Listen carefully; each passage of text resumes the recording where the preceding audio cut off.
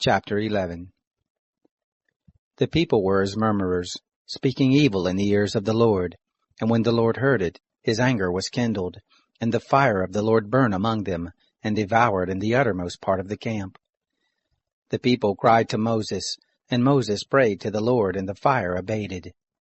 The name of that place was called Taberah, because the fire of the Lord burned among them. The mixed multitude that was among them lusted exceedingly, and the children of Israel also wept again, and said, Who shall give us flesh to eat? We remember the fish which we ate in Egypt for nothing, the cucumbers and the melons, and the leeks and the onions and the garlic. But now our soul is dried away. There is nothing at all save this manna to look on.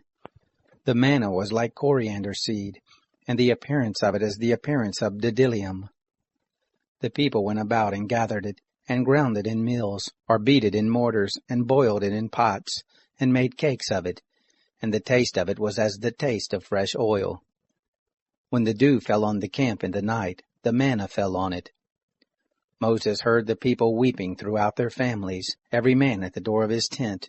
And the anger of the Lord was kindled greatly, and Moses was displeased. Moses said to the Lord, Why have you dealt ill with your servant? And why haven't I found favor in your sight, that you lay the burden of all this people on me? Have I conceived all this people? Have I brought them forth that you should tell me, Carry them in your bosom, as a nursing father carries the sucking child, to the land which you swore to their fathers? Where should I have flesh to give all this people? For they weep to me, saying, Give us flesh that we may eat.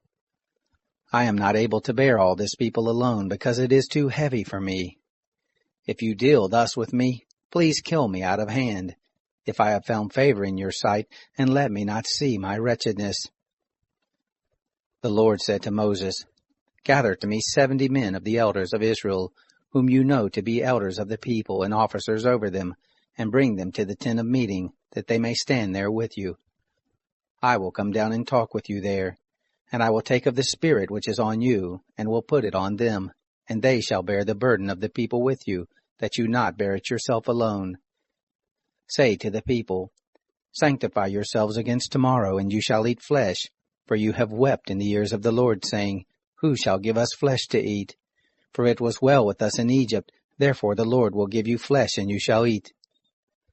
You shall not eat 1 day, nor 2 days, nor 5 days, neither 10 days, nor 20 days, but a whole month, until it comes out at your nostrils, and it becomes loathsome to you, because you have rejected the Lord who is among you, and have wept before him, saying, Why did we come forth out of Egypt?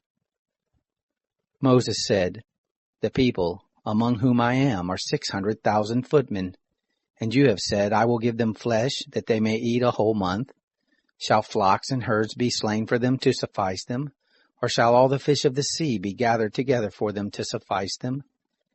The Lord said to Moses, Has the Lord's hand grown short? Now you shall see whether my word shall happen to you or not. Moses went out and told the people the words of the Lord, and he gathered 70 men of the elders of the people, and set them round about the tent. The Lord came down in the cloud and spoke to him, and took of the Spirit that was on him, and put it on the 70 elders. And it happened that when the Spirit rested on them, they prophesied, but they did so no more. But there remained 2 men in the camp. The name of the one was Eldad, and the name of the other Medad, and the Spirit rested on them. And they were of those who were written, but had not gone out to the tent, and they prophesied in the camp.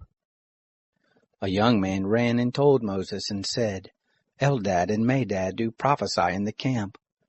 Joshua the son of Nun, the minister of Moses, one of his chosen men, answered, My lord Moses, forbid them. Moses said to him, Are you jealous for my sake? Would that all the Lord's people were prophets, that the Lord would put his Spirit on them. Moses got into the camp, he and the elders of Israel.